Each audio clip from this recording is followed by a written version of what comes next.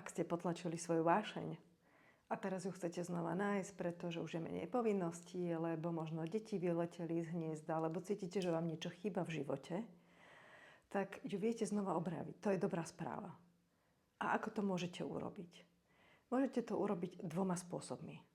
Prvý spôsob je, že si nájdete tiché miesto, zavrete si oči a vrátite sa naspäť v myšlienkach v čase do detstva. Do rokov, keď ste robili veci, ktoré ste mali radi. A začnete si spomínať, čo sa vám páčilo, čo ste robili, aké aktivity. A čo to bolo na tých aktivitách také zaujímavé.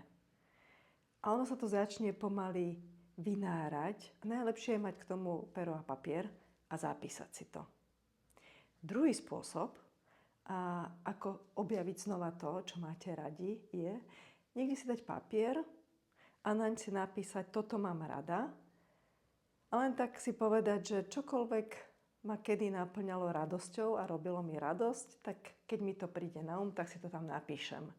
Toto z vás zoberie tak trochu tlak, že teraz si máte sadnúť a spomenúť si. Hej? To znamená, že možno si spomeniete ráno v sprche, alebo ráno, keď sa zobudíte, lebo už keď raz nasmerujete myseľ na to, že toto je to, čo hľadáte, tak sa to začne objavovať. Vyskúšajte, experimentujte. A uvidíte, ono to začne vychádzať von, začnete si spomínať, že čo je to, čo máte radi. Držím vám palce a teším sa na vás do budúceho videa.